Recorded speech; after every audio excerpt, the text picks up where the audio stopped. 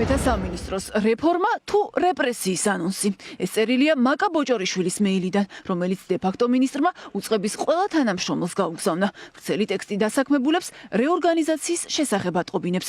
ბოჭორიშვილი წერს, რომ უწყების სტრუქტურას ცვლის და ამას ახალი გეოპოლიტიკური გამოწვევების საფასუხოდ აკეთებს.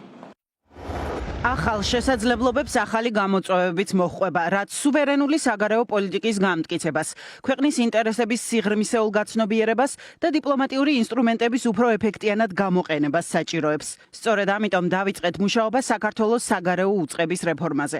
სუვერენული საგარეო პოლიტიკის გამტკიცება წერილის მთავარი გზავნილია. სწორედ ეს გზავნილი ავლენს რეფორმის ნამდვილ მიზანსაც.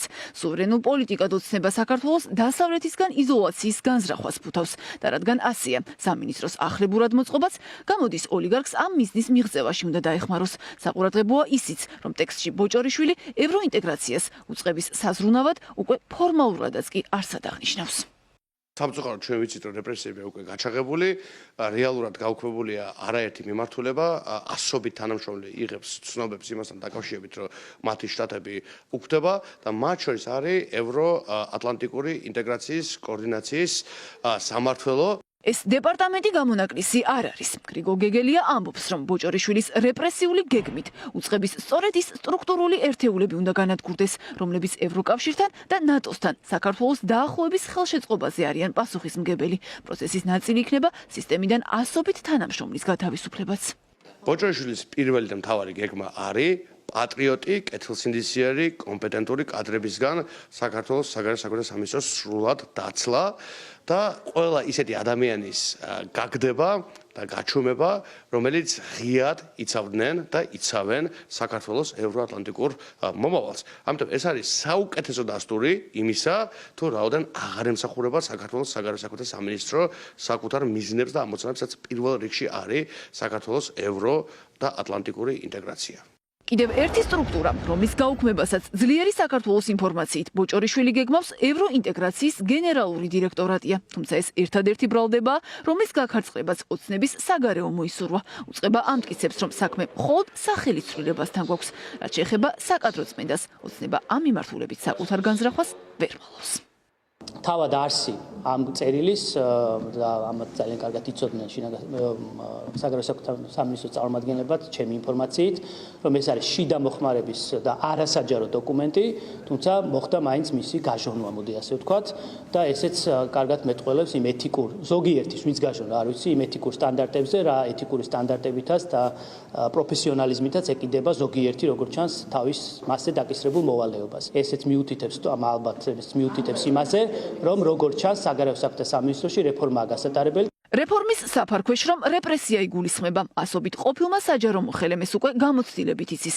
პროგნოზირებენ, რომ საგარეო უწყება თავს მასშტაბითაც გამოიჩენს და პოლიტიკური ნიშნით საკადრო წმენდა აქ რამდენიმე ასეულ თანამშრომელს შეეხება. პირველ რიგში მათ, ვინც გაბედა და ირაკლი კობახიძის 28 ნოემბრის განცხადება, ანუ უარი ევროინტეგრაციაზე პეტიციით გააპროტესტა. მათ შორისაა და დღეს რეპრესიის ახალ მსხვერპლად გამოვლინდა გიორგი კობახიძეც, რომელიც ლიეტუვაში საქართველოს საელჩოში მდივნის სტატუსით მუშაობდა.